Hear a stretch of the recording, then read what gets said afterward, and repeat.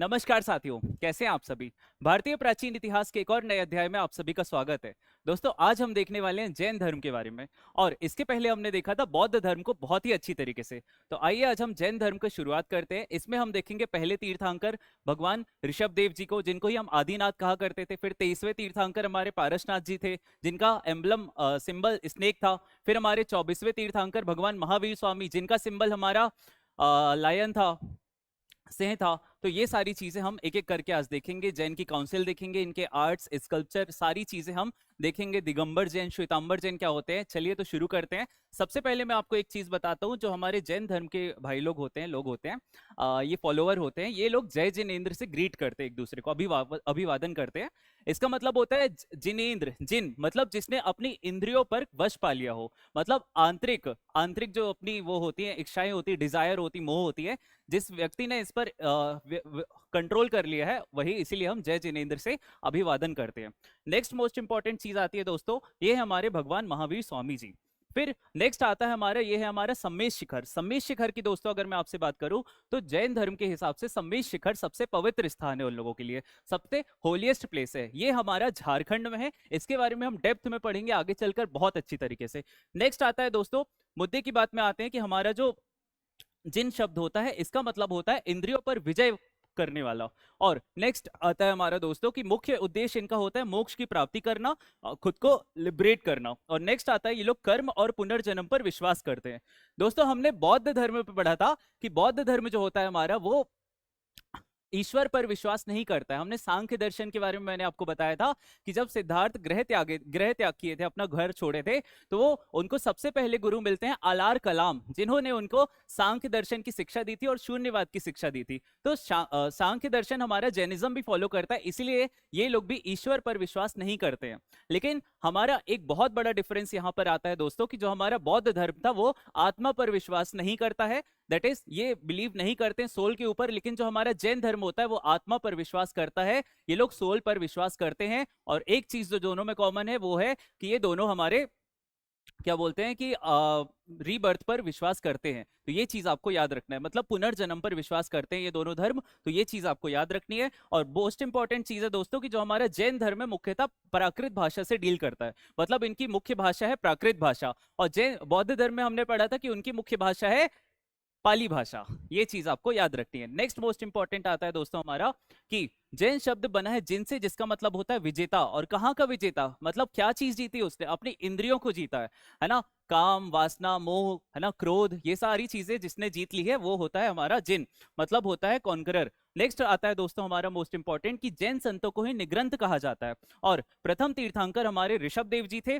इनको ही हम आदिनाथ कहा करते थे। आगे चलकर अभी मैं आपको बताऊंगा कि इनका जन्म अयोध्या में हुआ था। और दोस्तों, अयोध्या से आपको एक चीज और याद रखनी है कि अयोध्या शब्द का सबसे पहली वर्णन रामायण में नहीं हुआ था, अथर्ववेद में हुआ था। ये चीज आपको याद रखनी है। एक चीज और याद रख लीजिए कि जो अथर्ववेद को पढ़ते हैं उसको हम क्या कहते हैं, ब्रह्म कहते हैं। और क्या आप कमेंट सेक्शन बता सकते हैं कि ऋग्वेद को पढ़ने वाले को, दैट इज ऋग्वेद के रिसाइटर को हम क्या कहते हैं। नेक्स्ट आता है दोस्तों हमारा कि जैन धर्म के संस्थापक थे हमारे भगवान महावीर स्वामी, जो कि हमारे 24वें तीर्थंकर थे। दोस्तों, अब हम देखने वाले हैं कि जैन धर्म का इंपैक्ट क्या पड़ता है हमारी सोसाइटी में। तो देखिए, मैंने आपको बताया था कि जब ये हमारे महाजनपद काल वाला समय चल रहा था, तो उस समय हमारा दोस्तों ब्राह्मणिज्म जो होता है, ब्राह्मणवाद था, वो बिल्कुल पीक पे था, बिल्कुल चरम सीमा पर पहुंच गया था। तो ऐसे में क्या होता था दोस्तों, सबसे परेशान हमारे क्षत्रिय और वैश्य वर्ण वाले लोग थे। तो इसमें क्या होता है दोस्तों, इसमें भी सबसे ज्यादा परेशान जो थे हमारे वैश्य वर्ण वाले थे, दैट इज मर्चेंट सबसे ज्यादा परेशान थे, क्योंकि इनको ही सबसे ज्यादा टैक्स देना पड़ता था उस समय। तो फिर क्या होता है दोस्तों, आगे चलकर ये लोग अपने अपने अलग अलग संप्रदाय बनाने लगते हैं। तो इसी क्रम में हमारा जैनिज्म और बुद्धिज्म भी बनता है। उस समय दोस्तों ये लोग वेजिटेरियनिज्म को बहुत प्रमोट करने लगे, मतलब शाकाहारी भोजन को, और एक डिसिप्लिन्ड लाइफ, एक अनुशासित जीवन को ये लोग प्रमोट किए। तो ये सारे कुछ इंपैक्ट थे जो हमारे जैन धर्म ने हमारे सोसाइटी में डाले हैं, प्रभाव डाले हैं। तो ये बहुत ही अच्छे एक इम्पैक्ट है दोस्तों। नेक्स्ट मोस्ट इंपॉर्टेंट चीज हमारी आती है कि ये लोग प्राकृत भाषा का प्रयोग करा करते थे, क्योंकि उस समय मुख्यतः संस्कृत भाषा का प्रयोग जो बहुत था वो प्रचलन में आ गया था, है ना। इसलिए ये लोग प्राकृत भाषा का प्रयोग करना शुरू कर दिए थे, अहिंसा और शाकाहार को बढ़ावा देना शुरू कर दिए थे। और इनकी कला, वास्तुकला, साहित्य बहुत पीक लेवल पर चली गई थी। दोस्तों आप कभी दिलवारा का जैन टेम्पल देखिए, आप हमारा पारसनाथ संबेश शिखर जी देखिए, आप हमारे खजुराहो के टेम्पल्स देख लीजिए जो जैनिज्म को डिवोटेड हैं, तो बहुत ही शानदार तरह का। हमारा दमोह में एक टेम्पल है ना। तो ये सारी चीजें आपको दिखाता है कि जो हमारा जैन धर्म का स्कल्पचर और आर्किटेक्चर था और आर्ट था, ये बहुत ही टॉप लेवल का था, बहुत ही शानदार था। दोस्तों अगली मोस्ट इंपॉर्टेंट चीज आता है कि वाणिज्य और व्यापार को प्रोत्साहन दिया करता था, दैट इज ट्रेड और कॉमर्स को ये हमारा धन प्रमोट किया करता था। अगली मोस्ट इंपॉर्टेंट चीज आती है, जैसे हमने पढ़ा था फॉलोअर ऑफ बुद्धिज्म, तो फॉलोअर ऑफ, देखिए मैं हर चीज रिलेट करूंगा तो ही आपको याद होंगी, है ना। अब मैं जैनिज्म पढ़ा रहा हूं तो इसके साथ आपको याद रख लेना कि फॉलोअर ऑफ बुद्धिज्म, तो सबसे पहला हमारा आता है बिंबिसार। बिंबिसार को ही हम सैनिक कहा करते थे या फिर क्या कहा करते थे, सैनिया कहा करते थे, क्योंकि उसके समय पे ही स्टैंडिंग आर्मी शुरू हुई थी पहली बार। स्टैंडिंग आर्मी मतलब पहली स्थायी सेना बिंबिसार के समय शुरू हुई थी। फिर हमने अजात शत्रु को पढ़ा, फिर हमने अशोक को पढ़ा, फिर हमने हर्षवर्धन, फाहियान, ह्यूएन ये सारे फॉलोअर थे बुद्धिज्म के। अब सौरभ सर हमको जैनिज्म का बताइए ना, अब तो जैनिज्म चल रहा है। तो दोस्तों, मेरे प्यारे दोस्तों, जैनिज्म की अगर मैं आपसे बात करूं तो जैनिज्म के सबसे बेस्ट फॉलोअर्स हमारे दो ही माने जाते हैं, बहुत सारे हैं, लेकिन सबसे पहले हमारे चंद्रगुप्त मौर्य, जिनने आचार्य भद्रबाहु के गाइडेंस में हमारा जैनिज्म को अपना लिया था। नेक्स्ट हमारे आते हैं खारवेल के किंग, ठीक है। तो इन दोनों का नाम बहुत ही प्रचलित है। तो आइए दोस्तों शुरू करते हैं। सबसे पहले हमारे आते हैं चंद्रगुप्त मौर्य, इन्होंने जैनिज्म को अपना लिया था भद्रबाहु की गाइडेंस में, और इन्होंने बाद में क्या कर लिया था कि संलेखना प्राप्त कर लिया था श्रवणबेलगोला कर्नाटक में जाकर। तो ये चीज हमको याद रखना है दोस्तों। नेक्स्ट आता हमारा खारवेल के किंग, चेदी डायनेस्टी के थे ये, हमारे उड़ीसा वाली, है ना। एक मध्य प्रदेश में भी है एक चेदी, लेकिन ये उड़ीसा वाली है। दोस्तों एक और बहुत इंपॉर्टेंट चीज आपको याद रखनी है कि हाथी गुम्फा अभिलेख इन्हीं के टाइम का था, है ना। और हाथी गुम्फा अभिलेख से हमको एक चीज और याद रखना है कि एमपीपीएससी प्रीलिम्स 2026 में पूछा गया सवाल है कि भारतवर्ष का सबसे पहली बार वर्णन कहां देखने को मिलता है, तो हमको हाथी गुम्फा अभिलेख में देखने को मिलता है। दोस्तों ये चीज आपको याद रखनी है। नेक्स्ट मोस्ट इंपॉर्टेंट चीज आता हमारा चामुंडराय रहते हैं, जिन्होंने गोमतेश्वर का टेम्पल स्टैचू बनवाया था श्रवणबेलगोला कर्नाटक में। फिर हमारे आते विमल शाह, विमल शाह ने ही दिलवारा का टेम्पल बनवाया है, कहां पे, माउंट आबू राजस्थान। नेक्स्ट हमारा आता है तेजपाल और वत्सपाल। नेक्स्ट हमारे आते हैं राष्ट्रकूट डायनेस्टी के जो हमारे राजा थे, उन्होंने भी काफी सारा अपना समर्पण दिया है जैनिज्म के लिए। और नेक्स्ट हम आगे चलकर हम एलोरा अजंता गुफाएं के बारे में पढ़ेंगे, केव नंबर 32, केव नंबर 34, तो काफी सारी चीजें आने वाली है दोस्तों। नेक्स्ट हमारा आता है गंगा डायनेस्टी के रूलर, फिर हमारा आता है चंदेल के रूलर, जिन्होंने हमारा क्या बनवाया था, जिन्होंने हमारे खजुराहो के टेंपल्स बनवाए थे। खजुराहो से अब आपको एक और चीज याद रखने की 1986, कब, 1986 में उसको यूनेस्को वर्ल्ड हेरिटेज साइट में जोड़ा गया। अब बोलोगे कि सौरभ सर मध्य प्रदेश की एक यूनेस्को वर्ल्ड हेरिटेज साइट बता दियो, तो इन्हों ही बता दो लगे हाथ।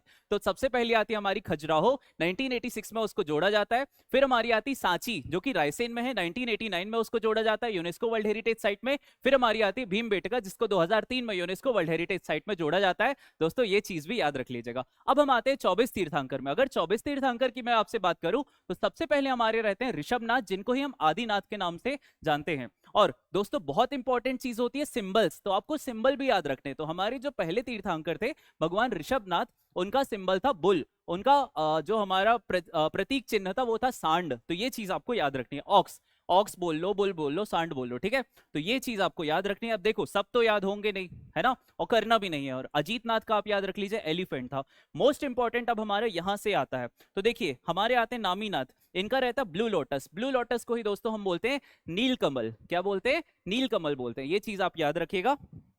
अगला आता है दोस्तों हमारा नेमीनाथ। नेमीनाथ को ही दोस्तों हम अरिष्ट नेमी कहते हैं। दोस्तों अरिष्ट नेमी हम कहते हैं किसको, नेमीनाथ जी को। ये चीज आपको याद रखना है, कंफ्यूजन मत होइएगा, नामीनाथ और नेमीनाथ अलग अलग है। नेमीनाथ को ही हम अरिष्ट नेमी कहते हैं, और अरिष्ट नेमी का सिंबल है हमारा कॉन्च शेल, मतलब शंख। शंख जानते हैं ना, सुबह सुबह पिताजी बजाते हैं घर में शंख, है ना।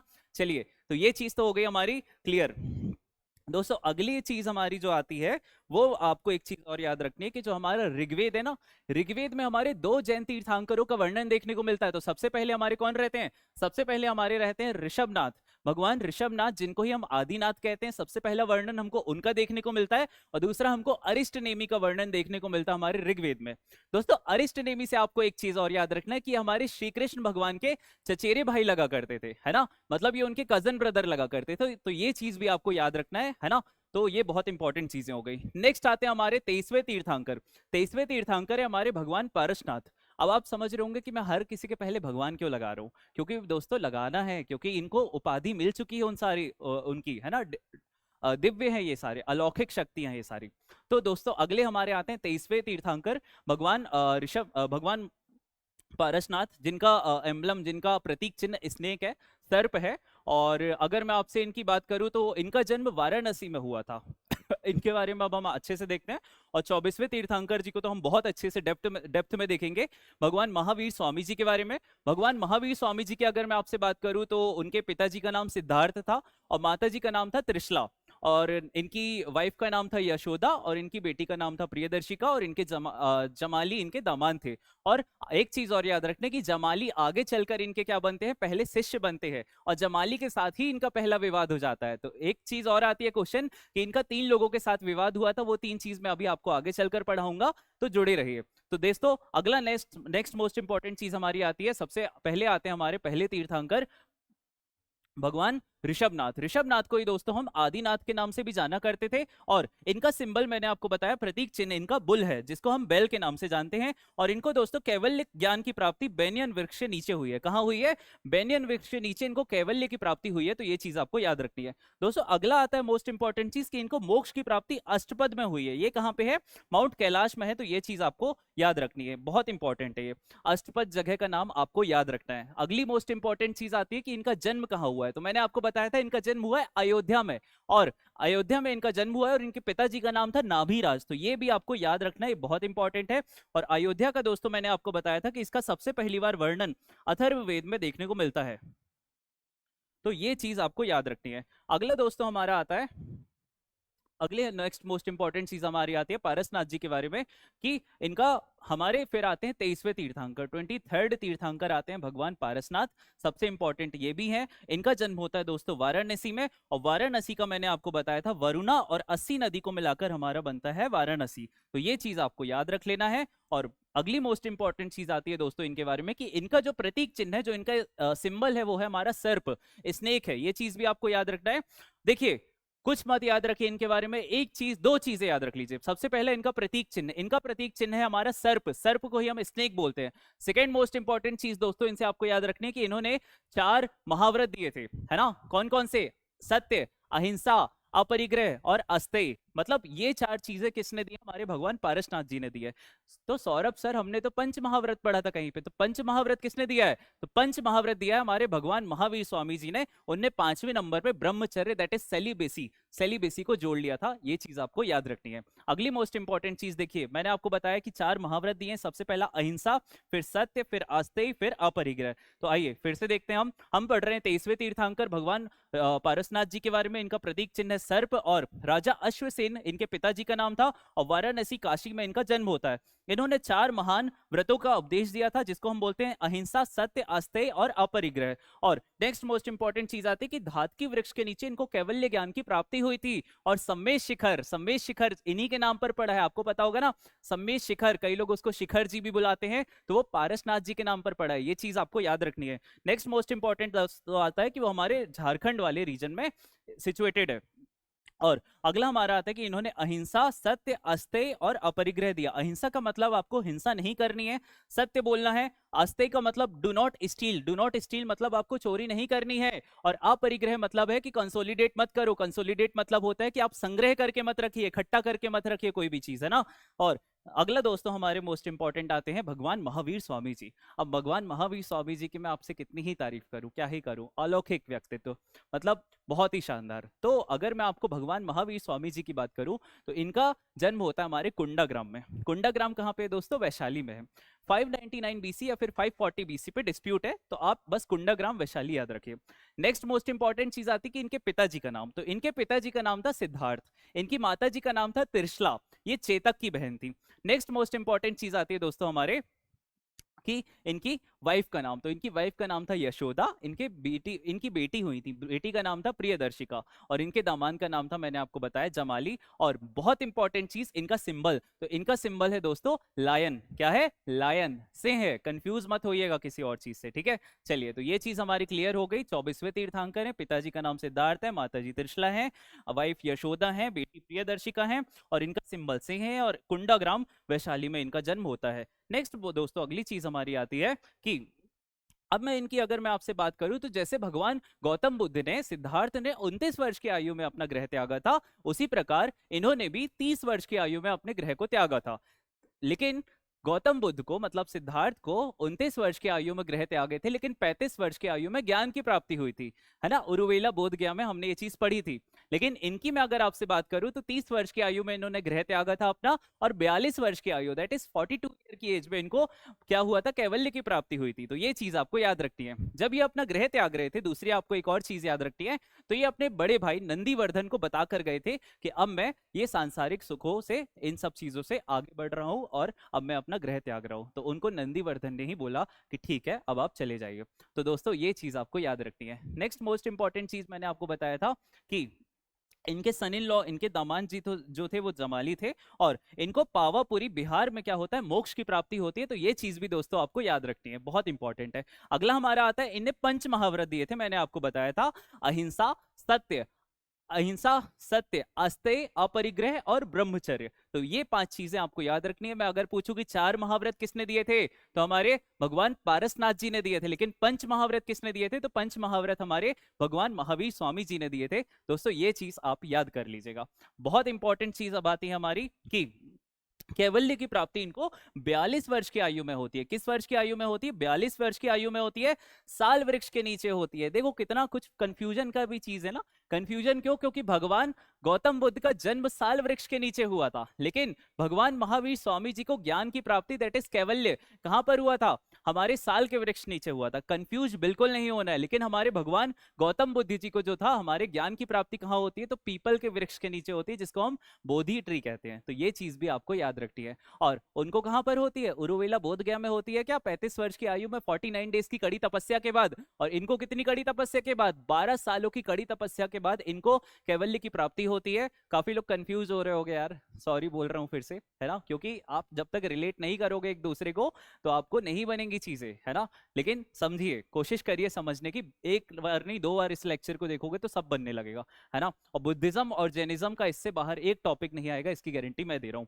नेक्स्ट मोस्ट इंपॉर्टेंट चीज आता है दोस्तों, जृंभिका ग्राम ऋजुपालिका नदी के तट पर इनको क्या होता है? ज्ञान की प्राप्ति होती है। तो ये चीज आपको याद रखनी है। अगला मोस्ट इंपॉर्टेंट चीज आता है कि उसके बाद इनको जिन कहा जाने लगा। क्या कहा जाने लगा? जिन। जिन मैंने कई बार आपको बता दिया, जिसने अपनी इंद्रियों को वश कर लिया हो, है ना, मतलब काम, क्रोध, है ना, ये सारी चीजें जो होती हैं हमारी, इन पर वश पा लिया हो, है ना, कंट्रोल कर लिया, कॉन्करर। और ये हमारा साल का वृक्ष है, ये है हमारे भगवान महावीर स्वामी जी। तो मैंने आपको बताया 42 वर्ष, कैवल्य ज्ञान, जृंभिका ग्राम, ऋजुपालिका रिवर और साल वृक्ष के नीचे, और इसीलिए इनको जिन कहा जाने लगा, दैट इज विजय या फिर विजय। अब दोस्तों अगली बहुत इंपॉर्टेंट चीज आती है कि जब भगवान महावीर स्वामी को, पहले तो हम देखते हैं कि और किस किस नाम से जाना जाता है।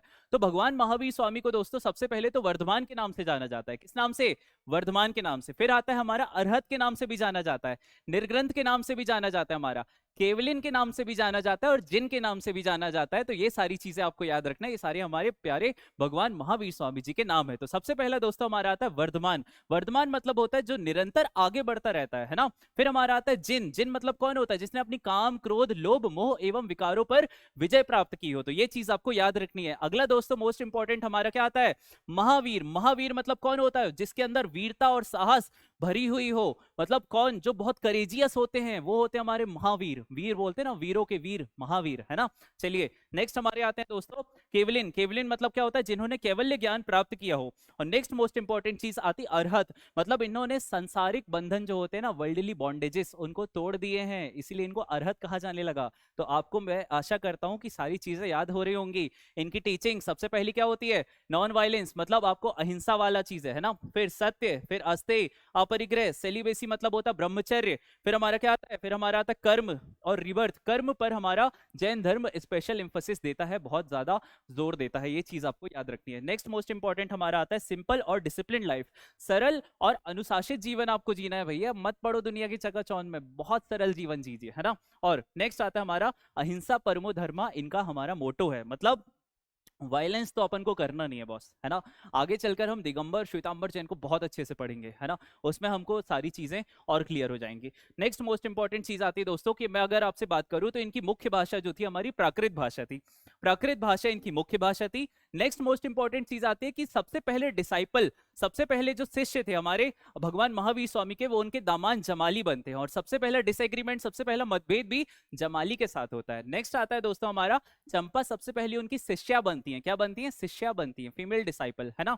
और नेक्स्ट हमारा आता है दोस्तों बहुत इंपॉर्टेंट चीज है कि जब भगवान महावीर स्वामी को मोक्ष की प्राप्ति हो जाती है, जब उनका निधन हो जाता है, तो उसके बाद उनका पूरा जो प्रभार रहता है वो सुधर्मा संभालते हैं। कौन संभालते हैं, सुधर्मा। तो ये चीज आपको याद रखनी है, बहुत इंपॉर्टेंट है। तो भगवान महावीर स्वामी के बाद सारा प्रभार कौन देखता है, सारा रूल्स रेगुलेशन, सारा डेकोरम कौन मेंटेन करता है, हमारे सुधर्मा मेंटेन करते हैं। तो ये चीज आपको याद रखनी है।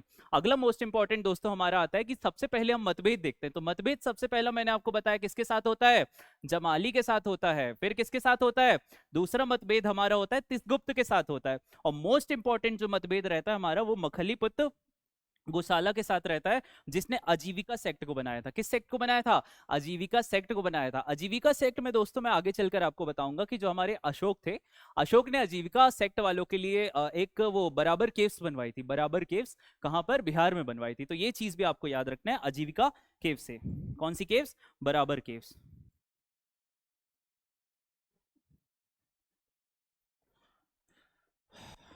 तो यहां तक आपको चीजें क्लियर हो गई हैं, आगे बढ़े। चलिए आगे हम देखते हैं दोस्तों, अगली मोस्ट इंपॉर्टेंट चीज आती है। जो हमारा जैन धर्म रहता है वो सबसे ज्यादा एम्फेसिस देता है किस चीज पे, इग्नोरेंस पे, अज्ञानता। वो बोलता है कि सारे दुखों का कारण हमारा क्या होता है, इग्नोरेंस होता है, मतलब अज्ञानता होती है। तो देखिए अज्ञानता की वजह से ही काम, क्रोध, लोभ, मोह, माया, दुनिया भर की चीजें जागती है ना। तो ये चीज हमारा जैन धर्म बताता है कि सारे, मतलब जैसे हमने पढ़ा था बुद्धिज्म में फोर नोबल ट्रुथ पढ़ा था, फिर अष्टांगिक मार्ग पढ़ा था, एट नोबल ट्रुथ, है ना, एट फोल्ड पाथ। तो इसी तरह इसमें हमारा बताता है मुख्य कारण इग्नोरेंस को, अज्ञानता को बताता है। तो दोस्तों ये चीज हमारा होता है अज्ञानता, और अज्ञानता की वजह से ही दोस्तों आपको क्रोध, आपके अंदर छल मतलब डिसीट, है ना, कपट करना, फिर आता है लोभ। तो ये सारी चीजें किसकी वजह से आती है, अज्ञानता की वजह से आती हैं, याद रखिएगा, है ना। और अगला बहुत इंपॉर्टेंट चीज मैंने आपको क्या बताया था, मैं अगर देखो, मैं अगर यहाँ पे लिख दूं बुद्धिज्म और मैं यहाँ पे अगर लिख दूं जैनिज्म, ठीक है, तो मैं सबसे पहले यहाँ पे लिख रहा हूँ गॉड। क्या गॉड पे बिलीव करता था हमारा बुद्धिज्म, नहीं करता था। क्या जैनिज्म बिलीव करता है, नहीं करता है। अब मैं आपसे आत्मा की बात करूं, सोल की बात करूं, तो क्या हमारा बौद्ध धर्म आत्मा पर विश्वास करता है, नहीं करता है। लेकिन क्या जैन धर्म हमारा आत्मा पर विश्वास करता है, जी हाँ करता है। ये चीज आपको याद रखनी है ना। और अगर मैं आपसे रीबर्थ की बात कर दूं, मतलब पुनर्जन्म की बात कर दूं, तो क्या हमारा बौद्ध धर्म पुनर्जन्म पर विश्वास करता है, जी सौरभ सर करता है। वो क्या जैन धर्म भी करता है, जी हाँ जैन धर्म भी हमारा पुनर्जन्म पर विश्वास करता है। तो ये चीजें आपको याद रखनी है ना। देखिए अगला बहुत इंपॉर्टेंट चीज मैं आपको क्या बता रहा था दोस्तों, कि एक चीज और आपको एडिशनली याद रखनी है कि हमारे ये जो जैन धर्म है वो कर्मा की डॉक्ट्रिन पे विश्वास करता है। मतलब कर्म कांड जो होते हैं ना हमारे, कर्म करो भाई। भगवान श्री कृष्ण भी कहते हैं कि आप अपना कर्म करो, बाकी सब हम देख लेंगे। हर धर्म यही कहता है कि आपको कर्म तो करना पड़ेगा, लेटे लेटे रील देखने से कुछ नहीं होगा बाबूजी, है ना। उठिए, काम पे जाइए, कुछ करिए, है ना। काम करना पड़ता है, सबको करना पड़ता है ना। तो कर्म पे विश्वास करो, ठीक है। और नेक्स्ट मोस्ट इंपॉर्टेंट चीज दोस्तों हमारी आती है कि मैंने आपको बताया कैवल्य। कैवल्य का मतलब होता है पूर्ण ज्ञान की प्राप्ति हो जाना। कैवल्य का मतलब क्या होता है, पूर्ण ज्ञान की प्राप्ति हो जाना। और ये किसको हो गई थी, हमारे भगवान महावीर स्वामी जी को हो गई थी। नेक्स्ट हमारा दोस्तों आता है निर्ग्रंथ, मतलब ये है दुनिया, ये है दुनिया, और ये आपने लगा दिया ब्रेक, है ना। मतलब क्या हो गया कि सांसारिक बंधनों से क्या हो गई, मुक्ति हो गई। मतलब जो वर्ल्डली बॉन्डेजेस हैं उससे आप क्या हो गए, फ्री हो गए, तो निर्ग्रंथ कहलाए जाओगे, है ना। मतलब सांसारिक बंधनों से मुक्ति, सांसारिक इच्छाओं का त्याग देना, इसी को हम क्या बोलते हैं, निर्ग्रंथ बोलते हैं। तो ये चीज भी दोस्तों आपको याद रखनी है। दोस्तों जैसे हमारे बौद्ध धर्म में सबसे इंपॉर्टेंट सिद्धांत था प्रतीत्य समुत्पाद का सिद्धांत। कौन सा सिद्धांत, प्रतीत्य समुत्पाद का सिद्धांत। इसका मतलब होता है कि हर चीज के पीछे एक कारण होता है। क्या होता है, हर चीज के पीछे एक कारण होता है। और इसी तरह हमारे जैन धर्म में एक सबसे इंपॉर्टेंट सिद्धांत है जिसको हम बोलते हैं स्यायवाद का सिद्धांत। कौन सा सिद्धांत? स्यादवाद का सिद्धांत। इसी को हम बोलते हैं सापेक्षवाद का सिद्धांत। मतलब ये आपका होता है पीओवी, पॉइंट ऑफ व्यू, मतलब नजरिया, परसेप्शन का खेल होता है दुनिया में सारा। मतलब किसी को देखिए, बहुत शानदार एग्जांपल है, किसी के लिए ये ग्लास आधी भरी हुई है ना, किसी के लिए ये ग्लास आधी भरी हुई है, और किसी के लिए ये ग्लास आधी खाली है। तो ये क्या है? ये नजरिया है ना। ग्लास तो वही है, पानी भी उतना ही है, लेकिन आप बोल रहे हो कि नहीं यार मेरे को तो ये आधी भरी हुई दिख रही है, लेकिन आपकी मैडम बोल रही है कि नहीं यार ये मुझे आधी खाली हुई दिख रही है। तो ये एक डिफरेंस है ना। तो ये सारी चीजें दोस्तों हमारी हो जाती है स्यायवाद के सिद्धांत में। ठीक है, तो इसका मतलब कुल मिलाकर ये हुआ कि थ्योरी ऑफ रिलेटिविटी है, और व्यू पॉइंट और सिचुएशन के हिसाब से सत्य बदल जाता है। ये हमारा कहता है कि truth can be change according to view point और सिचुएशन। तो ये चीज हमको याद रखना है दोस्तों। एक और बहुत इंपॉर्टेंट चीज मैं आपको बताता हूँ कि जो हमारा नजरिया होता है ना, उसका कभी इलाज नहीं हो सकता है। मतलब मैंने एक चीज लाइफ में सीखी है, मेरा ये पर्सनल एक्सपीरियंस है कि आप नजर का इलाज तो जरूर कर सकते हो, लेकिन नजरिए का इलाज कभी नहीं कर सकते हो। ये मेरा पर्सनल एक्सपीरियंस है। मतलब बहुत सही चीज भी है ये। आप किसी को कुछ भी समझा दो, लेकिन सामने वाले को जो समझना होता है वो वही समझता है। ये हम सब के जीवन पर अप्लाई करता है, ना मेरे ना आपके, हर किसी के जीवन पर होता है ना। तो ये इसीलिए हमारा जैन धर्म स्यायवाद के सिद्धांत पर बहुत फोकस करता है, बहुत एम्फेसिस देता है कि आपको कभी कभी सामने वाले की बात को भी रखना पड़ता है लाइफ में, है ना। तो इसीलिए ये स्यायवाद का सिद्धांत बहुत ही महत्वपूर्ण सिद्धांत है हमारे जैन धर्म के हिसाब से। दोस्तों अगला हमारा क्या आता है कि दृष्टिकोण और परिस्थिति ही सारा गेम बदल देती है ना। किसी को आधा भरा हुआ लग रहा है ग्लास, और किसी को आधा खाली लग रहा है। एक और बहुत फेमस एग्जांपल है 6 अंधों का। वो लोग हाथी को छूते हैं, किसी कोई हाथी की सूंड पकड़ता है, कोई हाथी की पूंछ पकड़ता है तो बोलता है मुझे ये रस्सी लग रही है, कोई पेट पकड़ लेता है तो बोलता है कि दीवार जैसा लग रहा है ना। उनकी आंखों में पट्टी बंधी हुई है। तो ये सारे सभी लोग अपने अपने नजरिए बता रहे हैं। मतलब 6 लोग हैं और 6 लोग अपना अपना अलग अलग नजरिया बता रहे हैं। तो ये चीज आपको देखनी है। सबसे पहला देखिए, एक को रस्सी के जैसा लगा, एक ने कान पकड़े तो एक को पंख के जैसा लगा, एक को भाले के जैसा लगा, एक को पेड़ के जैसा लगा, जिसने ये सूंड पकड़ी है तो उसको तो पेड़ के जैसा लग रहा है, एक को दीवार के जैसा लगा, अब ये भाई साहब पकड़े तो इनको दीवार के जैसा लग रहा है, और किसी को सांप के जैसा लग रहा है। वो बोल रहा है कि अरे यार सांप आ गया क्या हाथ में, है ना। तो ये सारे होते हैं हमारे नजरिया। काफी सारी चीजें होती ना दोस्तों। अगला बहुत इंपॉर्टेंट चीज आती है हमारे पंच महाव्रत। आत्मा की शुद्धि और मोक्ष का मार्ग होते हैं ये। सबसे पहला होता अहिंसा, मतलब हिंसा ना करना। फिर हमारा सत्य बोलना। फिर हमारा आता अस्तेय, मतलब चोरी ना करना। फिर हमारा आता अपरिग्रह, मतलब संग्रह ना कर कर रखना। संग्रह मतलब होता है कि कंसोलिडेट करके नहीं रखना है आपको कोई भी चीज, है ना। और नेक्स्ट हमारा आता ब्रह्मचर्य। ब्रह्मचर्य मतलब होता है सेलिबेसी। क्या होता है? सेलिबेसी होता है। 25 वर्ष की आयु तक हमारे वैदिक काल में हमने पढ़ा था कि 25 वर्ष की आयु तक हम ब्रह्मचर्य का पालन करते हैं। फिर 25 से 50 वर्ष की आयु तक हम गृहस्थ आश्रम को पालन करते हैं। फिर हमारा वानप्रस्थ संन्यास, ये सारी चीजें चलती रहती है, और फिर एक दिन आता है कि निपट जाते हैं सब। चलिए नेक्स्ट आता है दोस्तों हमारा त्रिरत्न। देखिए, जैसे मैंने आपको बौद्ध धर्म में पढ़ाया था, बुद्ध, धर्म और संघ, वो हमारे बुद्धिज्म के त्रिरत्न है ना।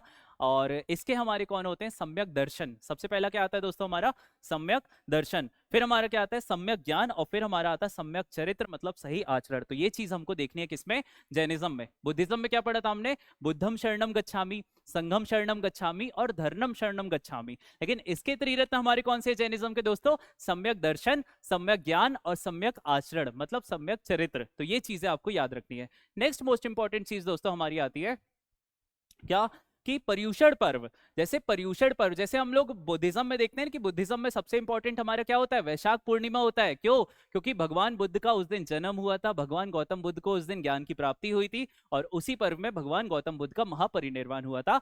तो ये चीजें हमारी बुद्धिज्म में होती है। लेकिन जो हमारा पर्युषण पर्व होता है जैनिज्म के लिए, जैन धर्म वाले जो हमारे अनुयायी हैं, फॉलोअर्स हैं, जो उसको मानते हैं, उनके लिए सबसे महत्वपूर्ण पर्व होता है। इसको आप दोस्तों बहुत सरल भाषा में मैं आपको समझाऊं तो, मेरे भी काफी दोस्त हैं, वो पर्युषण पर्व के टाइम पर क्या करते हैं? वो हमसे क्षमा मांगते हैं कि हमसे जो भी गलतियां हुई हो उसके लिए आप हमको माफ करिए। और एक बहुत अच्छा उपदेश रहता है, एक बहुत प्रसिद्ध संदेश होता है जिसको हम बोलते हैं मिच्छामि दुक्कड़म। तो ये चीज आपको याद रखना हमारे किससे? पर्युषण पर्व से। इसकी मुख्य शिक्षाएं होती कि अहिंसा, फिर हमारा आता सत्य, फिर हमारा आता क्षमा, फिर आता हमारा संयम। तो ये चीजें आपको याद रखना है। इसमें उपवास करते हैं, ध्यान लगाते हैं, प्रार्थना करते हैं और दान करते हैं। तो ये सारी चीजें हमको पर्युषण पर्व से याद रखनी है। दोस्तों अगली बहुत इंपॉर्टेंट चीज आती है हमारे जैन साहित्य। जैन साहित्य को ही क्या बोलते हैं? हम आगम कहते हैं। Jain literatures are known as Agams. तो ये चीज आपको याद रखनी है। अगला दोस्तों बहुत इंपॉर्टेंट एक चीज है कि हमारे टोटल कितने अंग है? हमारे 12 अंग हैं, 12 उपांग हैं और एक मूल सूत्र है और एक नंदी सूत्र है। किसमें? जैन साहित्य में। तो ये चीज आपको याद रखनी है। अगली मोस्ट इंपॉर्टेंट चीज हमारी आती है कि प्राकृत भाषा में लिखे हुए होते हैं हमारे जैन साहित्य। फिर अगला हमारा अंग क्या होता है? जैन धर्म की मुख्य शिक्षाओं को ही हम क्या कहते हैं? अंग कहते हैं, ठीक है। और फिर हमारा आता है आचरांग सूत्र। जैन साधुओं के आचरण और नियमों का वर्णन हमको किसमें मिलता है? आचरांग सूत्र में मिलता है। मतलब रूल्स ऑफ जैन मॉन्क्स और डिसिप्लिन किसमें हमको मिलता है? आचरांग सूत्र में मिलता है। फिर हमारा आता है कल्प सूत्र। महावीर स्वामी के जीवन के बारे में हमको इसमें पता चलता है। लाइफ ऑफ महावीर स्वामी के बारे में इसमें बहुत अच्छे से वर्णन दिया गया है। फिर दोस्तों अगला हमारा आता है क्या? हमारा आता है भगवती सूत्र। भगवती सूत्र से एक चीज तो आपको याद रखनी ही है कि महाजनपदों का वर्णन, महाजनपद कितने थे हमारे? टोटल 16 थे, है ना। तो 16 महाजनपदों का वर्णन हमको किसमें देखने को मिलता है? भगवती सूत्र में देखने को मिलता है। और भगवान महावीर जी के जीवन के बारे में हमको पता चलता है किससे? भगवती सूत्र से। और परिशिष्ट पर्वन की मैं अगर आपसे बात करूं तो हेमचंद्र के द्वारा इसको लिखा गया था। फिर दोस्तों हमारा आता है भद्रबाहु चरित्र। क्या भद्रबाहु से संबंधित ग्रंथ है, तो ये चीज आपको याद रखनी है दोस्तों। अब हमारा आता है स्प्रेड ऑफ जैनिज्म।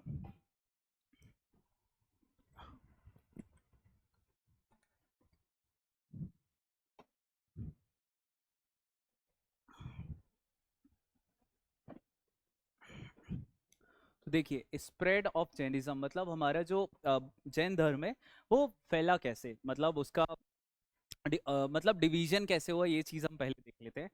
तो दोस्तों मैंने सबसे पहले एक चीज आपको समझानी है कि हमारे जैनिज्म जो होता है दो पार्ट्स में डिवाइड हो जाता है। सबसे पहला हमारा होता है दिगंबर जैन, फिर हमारे होते हैं श्वेतांबर जैन। तो दो इन सेक्ट्स में डिवाइड हो जाता है। क्यों होता है इसके पीछे की मैं आपको एक कहानी बताता हूँ।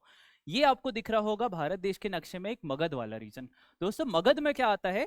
फेमाइन आती है। फेमाइन का मतलब होता है अकाल पड़ जाता है, सूखा पड़ जाता है। 12 वर्षों तक के लिए पड़ जाता है। कितने सालों के लिए? 12 साल तक के लिए क्या हो जाता है? सूखा पड़ जाता है। अब क्या होता है कि वहां पर एक आचार्य रहते हैं जिनका नाम रहता है भद्रबाहु, और एक और रहते हैं आचार्य जिनका रहता है स्थूल भद्र। एक रहते हैं भद्रबाहु और एक और रहते हैं आचार्य स्थूल भद्र। तो देखिए एक है हमारे कौन? आचार्य भद्रबाहु, और एक और है हमारे आचार्य स्थूल भद्र। तो देखिए जो हमारे आचार्य भद्रबाहु रहते हैं वो बोलते हैं कि हम वस्त्र त्याग देंगे। क्या त्याग देंगे? हम अपने वस्त्र त्याग देंगे। तो क्या होता है, स्थूल भद्र जो थे और उनके जो डिसाइपल थे, उनके जो फॉलोवर थे, वो उसको नहीं मानते। बोलते नहीं, हम इतना स्ट्रिक्ट नहीं रख सकते, हम इतना वो नहीं करेंगे।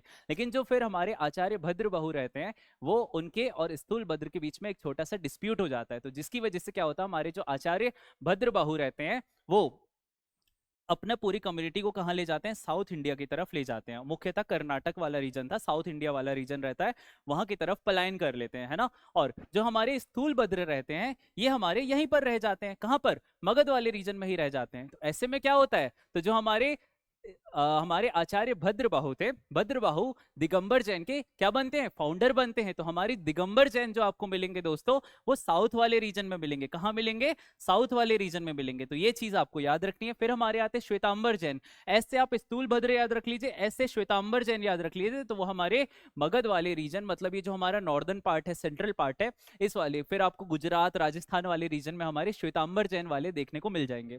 अब आप सोच रहे होगे सौरभ सर श्वेतांबर जैन कौन होते हैं, दिगंबर जैन कौन होते हैं? देखिए अंबर, अंबर समझते हो, आसमान, है ना। तो दिग अंबर, जिन लोगों के लिए अंबर ही वस्त्र है उन लोगों का, वो हो गए हमारे दिगंबर। इसीलिए वो वस्त्र नहीं पहनते हैं।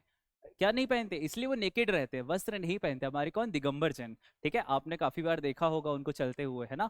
और नेक्स्ट मोस्ट इंपॉर्टेंट आते हैं हमारे श्वेतांबर जैन। श्वेत मतलब वस्त्र पहनते हैं, कैसे कलर के? सफेद कलर के वस्त्र पहनते हैं, वो हमारे होते हैं श्वेतांबर जैन। तो ये चीज आपको याद रखनी है। नेक्स्ट मोस्ट इंपॉर्टेंट चीज आती है दोस्तों हमारे चंद्रगुप्त मौर्य, इसको फॉलो किया करते थे जैनिज्म को, है ना। पेट्रोनेज इनके द्वारा मिली थी और खारवेल के किंग के द्वारा मिली थी, जिसने जो कि कहा उड़ीसा के थे। कहाँ के थे? हमारे उड़ीसा चेदी डायनेस्टी के थे। ये चीज आपको याद रखनी है। हाथी गुम्फा इंस्क्रिप्शन वाले भाई साहब यही हैं। फिर हमारे गंगा डायनेस्टी, कदम्ब, चालुक्य, राष्ट्रकूट। और नेक्स्ट हमारा मैंने आपको बताया कि 12 साल तक के लिए हमारा क्या आया था? फेमाइन आया था। फेमाइन की वजह से जो हमारा जैनिज्म था वो स्प्रेड हो गया था, एक साउथ की तरफ और एक वहीं रह गया था। नेक्स्ट मोस्ट इंपॉर्टेंट चीज हमारा आता है, एक रहते भद्रबाहु और एक रहते स्थूल भद्र।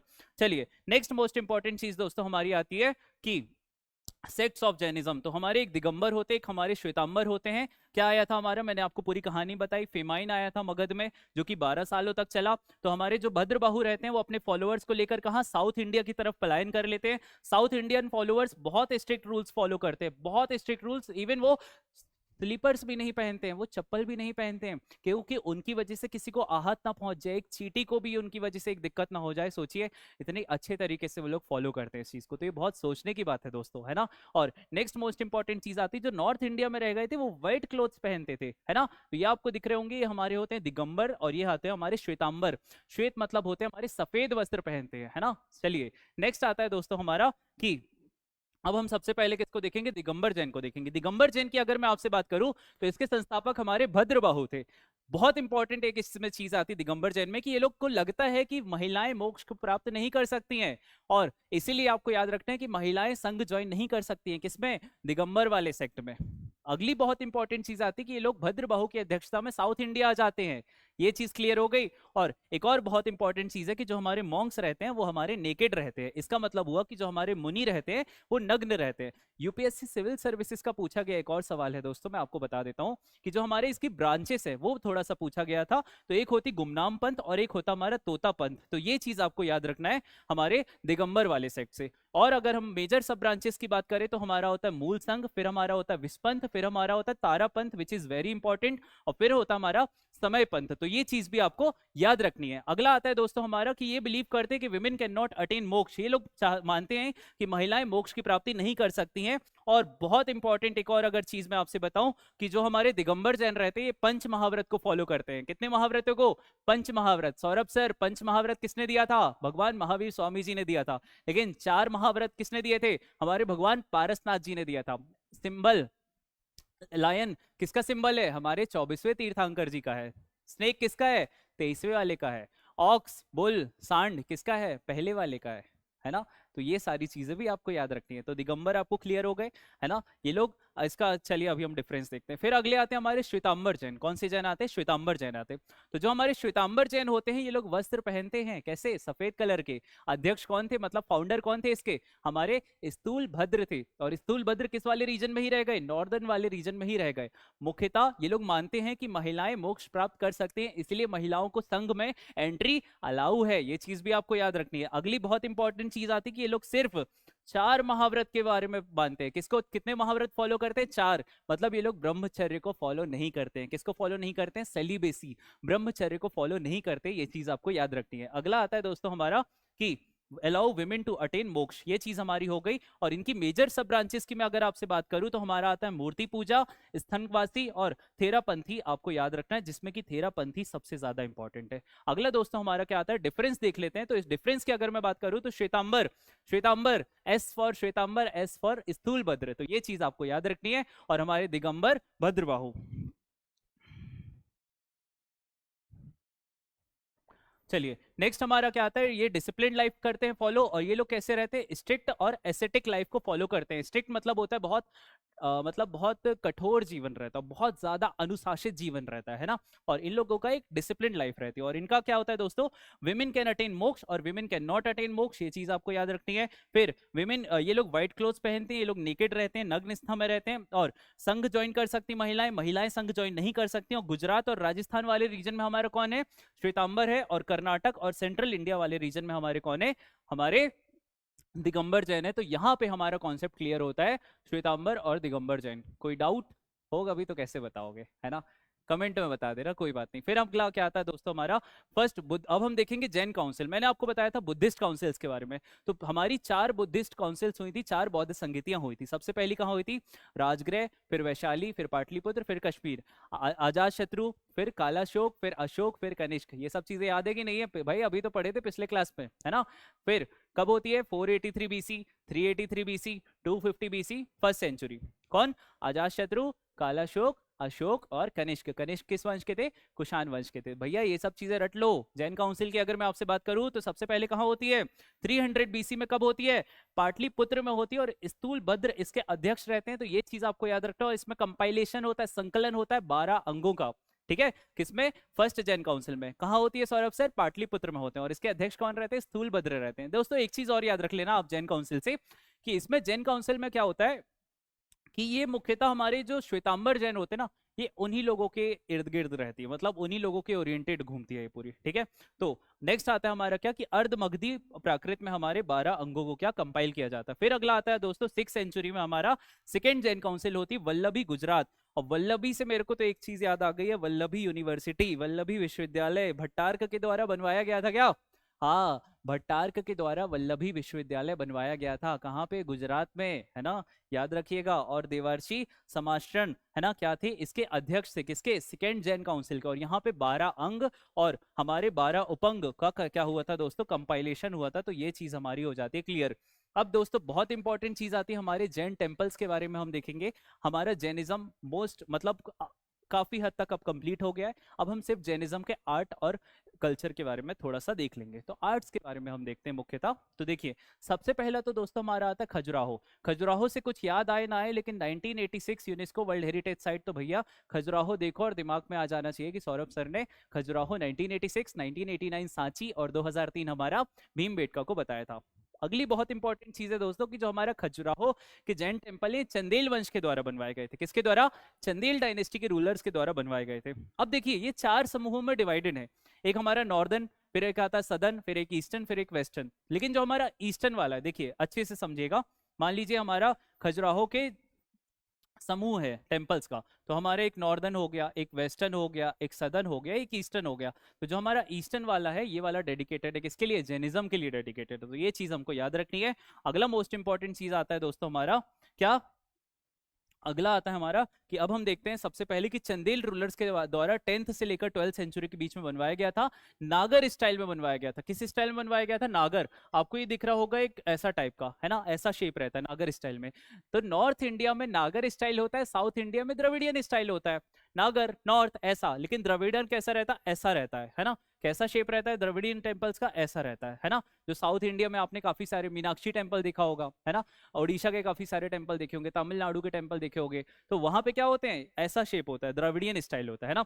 और अगली मोस्ट इंपॉर्टेंट चीज आती है दोस्तों कि जो हमारा पारसनाथ टेम्पल है वो लार्जेस्ट जैन टेम्पल है खजुराहो का। खजुराहो का सबसे बड़ा जैन टेम्पल कौन सा है? पारसनाथ जैन टेम्पल है। अगला क्या आता हमारा? आदिनाथ टेम्पल, भगवान ऋषभ नाथ जी को समर्पित है। और अगला आता हमारा शांतिनाथ टेम्पल, जो कि हमारा लार्जेस्ट आइडल है किसका? शांतिनाथ जी का। तो ये चीज भी आपको याद रखनी है। अगला दोस्तों हमारा आता है, अब हमारा आता है दिलवारा का जैन टेम्पल। दिलवारा के जैन टेम्पल की अगर मैं आपसे बात करूं दोस्तों, तो ये हमारे राजस्थान वाले रीजन में फैला हुआ है। राजस्थान वाले रीजन में है। और राजस्थान में भी कहाँ पर? हमारे माउंट आबू वाले रीजन में सिचुएटेड है ना। और 11th से 13th सेंचुरी के बीच में इसका निर्माण करवाया गया था। और ये हमारा व्हाइट मार्बल आर्किटेक्चर का एक बहुत ही फेमस एग्जाम्पल है। और बेस्ट दोस्तों ये बिल्ट किया गया था, बनवाया गया था हमारे विमल शाह जी के द्वारा। ये चीज आपको याद रखनी है। और तेजपाल वस्त्रपाल जी के द्वारा बनवाया गया था। नेक्स्ट मोस्ट इंपॉर्टेंट चीज देखिए कितना शानदार है हमारा दिलवारा टेम्पल। एक बार आप सभी को तो भाई जरूर जाना चाहिए, बहुत ही शानदार। और ये फेमस है इंट्रिकेट आर्किटेक्चर के लिए। इंट्रिकेट का मतलब होता है कि अंदर से जो उसमें कलाकृति शैलियां जो दी गई है ना, बहुत ही शानदार। ये देखिए ये इंट्रिकेट है हमारा, है ना, अंदर की तरफ से उसको बहुत शानदार बनाया गया। तो आपको कभी घूमना चाहिए भैया। देखिए मध्य प्रदेश की अगर मैं आपसे बात करूं तो मेरा फेवरेट है खजुराहो, फिर आता है मेरा अमरकंटक, फिर महेश्वर, और चौथी बहुत अच्छी जगह है एक ओरछा है, जहां अभी मैं गया नहीं हूँ, लेकिन ये बहुत ही शानदार जगह है, आपको जाना चाहिए इन जगहों पर। यहाँ पे आप देखेंगे ये हमारा इतिहास, हमारी संस्कृति क्या थी, है ना। तो चलिए अगला देखते हैं दोस्तों। हमारा अगला आता है हमारा गोमतेश्वर का जैन टेम्पल। कहाँ का जैन टेम्पल? गोमतेश्वर का। कहाँ पे है ये हमारा? ये हमारा श्रवण बेलगोला कर्नाटक में है दोस्तों। ये श्रवण बेलगोला हमारे कर्नाटक वाले रीजन में है, ये चीज आपको याद रखनी है। और ये हमारे इनको डेडिकेटेड है, बाहुबली जी को डेडिकेटेड है, famous for the giant statue of Bahubali. इनको ही हम गोमतेश्वर कहा करते थे दोस्तों। तो ये चीज आपको याद रखनी है। श्रवण बेलगोला मैंने आपको बताया था आचार्य भद्रबाहु की गाइडेंस में हमारे मौर्य वंश के संस्थापक चंद्रगुप्त मौर्य ने जैन धर्म को अपना लिया था। और वो कहाँ चले गए थे? सारा अपना राजपाट सब कुछ छोड़ छाड़ के कहाँ चले गए थे? वो हमारे चले गए थे कहाँ पे? कर्नाटक में श्रवण बेलगोला में। और उनने धीमे धीमे संलेखना को प्राप्त कर लिया था। तो ये चीज दोस्तों आपको याद रखनी है। अगला मोस्ट इंपॉर्टेंट हमारा क्या आता है कि built by the Chamundaray. Chamundaray के द्वारा बनवाया गया था 981 बीसी में, गंगा डायनेस्टी के थे। तो ये चीज आपको याद रखना है। गोमतेश्वर जैन मंदिर किसके द्वारा बनवाया गया? हमारा चामुंडराय के द्वारा बनवाया गया। किस डायनेस्टी के थे? गंगा डायनेस्टी के थे। और 57 फीट मतलब 17 मीटर ऊंचा है दोस्तों। ये चीज भी तो सोचिए कितना बड़ा है ना। और अगला आता है हमारा ये है हमारे भगवान बाहुबली जी की मूर्ति। फिर अगला दोस्तों हमारा क्या रहता है, खारवेल, कलिंग के राजा खारवेल। इनसे तो आपको देखिए एक ही चीज याद रखनी है, सबसे पहला तो चेदी डायनेस्टी के थे। कलिंग वाला मतलब हमारा उड़ीसा वाला रीजन, कौन सा दोस्तों, उड़ीसा वाले रीजन के थे ये हमारे, ये चीज आपको याद रखनी है। जैनिज्म को फॉलोअर थे ये, और इनसे आपको हाथी गुम्फा इंस्क्रिप्शन के बारे में याद रखना है, और ये है हमारा हाथी गुम्फा अभिलेख, है ना। और यहां से मैंने आपको एक चीज बताया था, हमारा क्या, भारत वर्ष।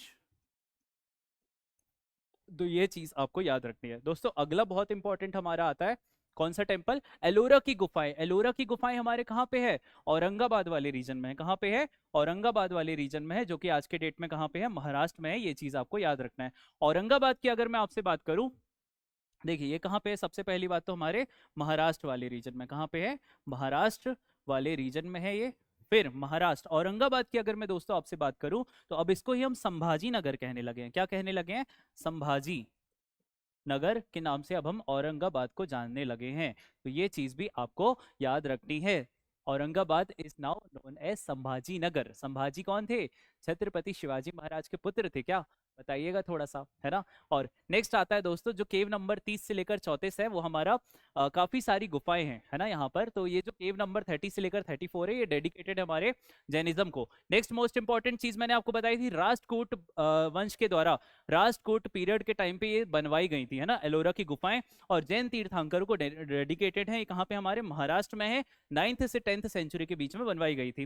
दोस्तों अगली बहुत इंपॉर्टेंट चीज आपको याद रखना है, एक इंद्र सभा जो कि केव नंबर 32 है, और एक और याद रखना है आपको, जगन्नाथ सभा जो कि केव नंबर 33 है। बस आपको यही चीज याद रखनी है।